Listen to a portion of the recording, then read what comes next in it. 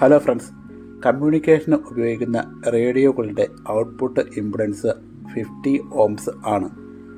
ഇതിൻ്റെ output power measure ചെയ്യുന്നതിനായി ചില സമയങ്ങളിൽ 50 ഓംസിൻ്റെ ഡെമ്മി ലോഡ് ആവശ്യമായി വരാറുണ്ട്.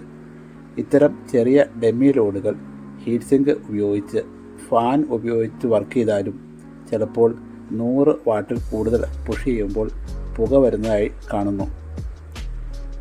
അതിനാൽ നമുക്ക് റെസിസ്റ്റേഴ്സ് വച്ചുകൊണ്ടുള്ള ഒരു ഡമ്മി ലോഡ് നിർമ്മിക്കാം.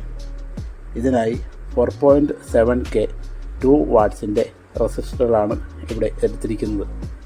ഏകദേശം 94 നമ്പേഴ്സ് റെസിസ്റ്റേഴ്സ് ആവശ്യമായി വരും 50 ഓംസ് കിട്ടുവാൻ. ഈ റെസിസ്റ്റേഴ്സ് എല്ലാം ഇത്തരം ഒരു മൾട്ടിപർപ്പസ് PCBയിൽ പിടിപ്പിക്കാം.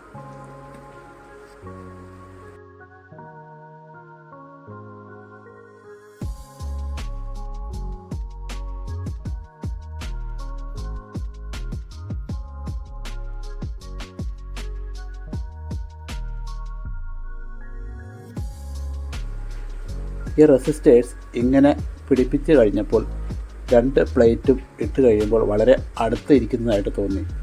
അതിനാൽ 2 ബീഡുകൾ മേളിലും താഴെയും ഇട്ട് കൊടുക്കാം എന്ന് വിചാരിച്ചു. താഴത്തെ PCBയിൽ പിടിപ്പിക്കുന്നത് വളരെ എളുപ്പമായിരുന്നു. പക്ഷേ മേളിലത്തെ PCB ഇട്ട് വയ്ക്കുവാൻ വളരെ ബുദ്ധിമുട്ടി. അതിനായി ഓരോ പ്രാവശ്യവും ഓരോ റെസിസ്റ്ററിൻ്റെയും ലെഗ് വളച്ച് വെച്ചിട്ടാണ് ചെയ്തത്. ഇനി എല്ലാം കൂടി പാരലായി കണക്ട് ചെയ്തതിന് ശേഷം അതിൻ്റെ റെസിസ്റ്റൻസ് ഒന്ന് അളന്ന് നോക്കാം. അത് 50 ഓംസ് കാണിക്കുന്നുണ്ട്. അതിലേക്ക് ഒരു പാച്ച് കേബിൾ കണക്ട് ചെയ്താൽ ലീനിയർ ആംപ്ലിഫയറിൻ്റെ ഔട്ട്പുട്ടിലോ ട്രാൻസ്സീവറിൻ്റെ ഔട്ട്പുട്ടിലോ കണക്ട് ചെയ്യാം.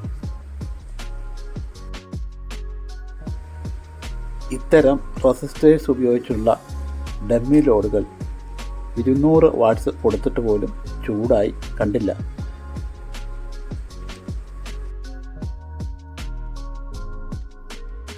മുമ്പൊരിക്കൽ ലോ പവർ അളക്കുന്നതിനായി 20 എണ്ണം 1K റെസിസ്റ്റർ പാരലായിട്ട് ഉപയോഗിച്ചുള്ള ഒരു ഡമ്മി ലോഡാണിത്.